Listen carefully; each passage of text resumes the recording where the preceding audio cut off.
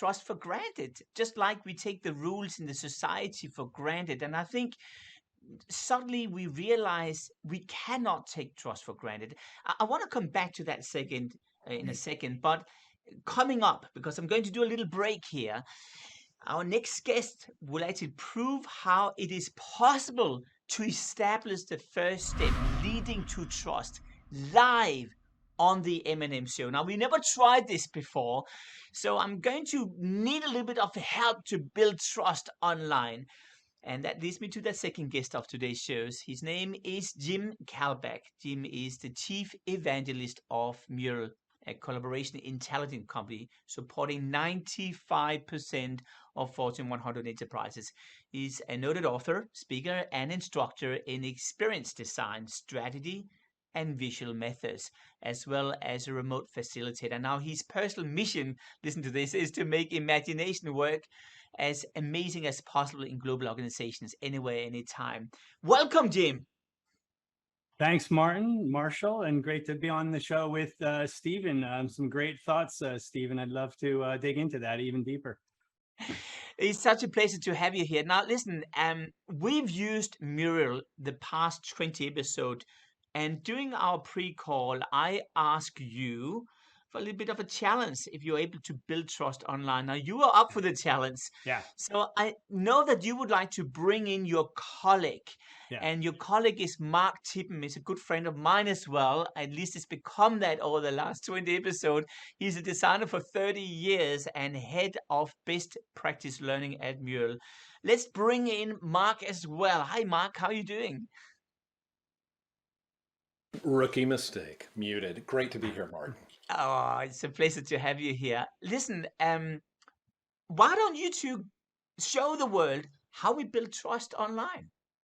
Right. Okay. So we've been Mark and I have been working together for over 5 years now, in a remote company, but helping other companies try to build trust while they're at a distance and remote. And of course, during the pandemic, this became even more salient and prevalent to have those trust building situations. I think one of the things to keep in mind is to create the environment and the conditions under which trust can happen.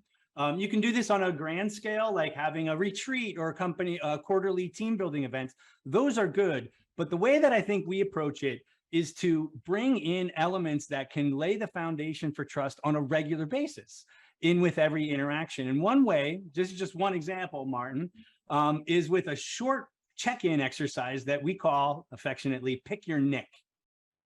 So Pick Your Nick is, and we can do this visually in Mural. Before you get started collaborating, you simply, by moving a sticky note on top of these Nicolas Cage characters, let people know which one of these sentiments you identify with before you get going, right? What that does, the effect of that is to kind of set the mood of the collaboration, to lay the groundwork for psychological safety and trust. It doesn't necessarily build trust in this one little interaction, but what it does is it opens up the group and it gives them permission to play. It removes the fear so that trust can then take hold. Now, we did this once when I was on a call with Disney. We were talking to some leaders in Disney about how they wanted to collaborate, and we changed it to Pick Your Mick. So you can think about this creatively and use different, we've done this with superheroes and cats, but I will tell you, if you go into a meeting with Disney and you have the folks from Disney do a Pick Your Mick, the nature of the conversation changes, right? It allows for trust to take hold, right? So just something little small. Again, the quarterly meetings and the team building events, those are great. But what I want to encourage folks to do are these little moments that lay the foundation for trust. And we're going to do it right here, I think, right, Mark? Yeah, I think so. So we've cooked up something special.